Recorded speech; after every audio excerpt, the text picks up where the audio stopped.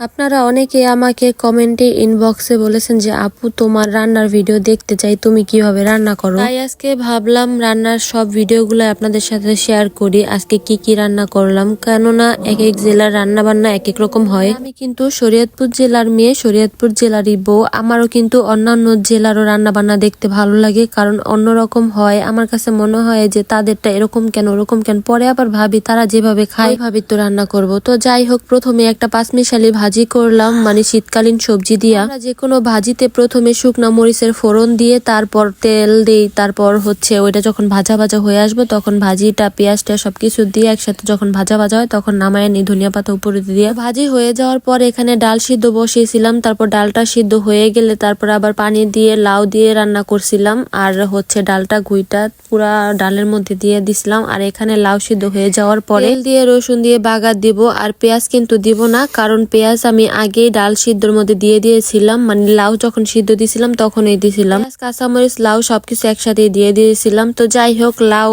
ডালও হয়ে গেছে আমার। তারপর এখানে আমি চাপিলা মাছ রান্না করব। এখানে আমি সব কাঁচা মশলা ইউজ করছি। কাঁচা মশলার মধ্যে দিয়ে দিয়েছিলাম পেঁয়াজ বাটা আর জিরা বাটা, রসুনটা ইউজ করব না, কারণ যেহেতু চাপিলা মাছের ফ্লেভারটা একটু ইলিশ মাছের মতো, তাই এখানে আর আমি রসুন ইউজ করি নাই। পেঁয়াজ তারপর হচ্ছে তেল একসাথে দিয়ে তারপর ওই কাঁচা মশলা কষায় টসায় তারপর টমেটো দিয়ে দিছিলাম। টমেটো কষানো হয়ে গেলে তারপর দিয়ে দিয়েছিলাম পানি। আর আমি কিন্তু অন্য চুলা থেকে গরম পানিটা দিয়েছি, এজন্য আর বেশি উতরানোর কোনো মনে করি নাই, কারণ এটা গরমই ছিল, তাই সাথে সাথে আবার মাছ দিয়ে দিয়েছিলাম। তো এদিকে আমার তরকারিটাও হয়ে গেছে, তারপর উপর থেকে একটু ধনিয়া পাতা দিয়ে তারপর আবার দেখছিলাম যে লবণ ঠিক আছে কিনা। আর আমি রান্না করার সময় কেন জানি লবণ টেস্ট করতে ভুলে যাই, লবণ তারপর দেখি পারফেক্ট হয়ে যায়। তো এখানে আমার এইটাও রান্না হয়ে গেল। তোমাদের রিকোয়েস্টের ভিডিও আজকে আমি দিয়েই দিলাম।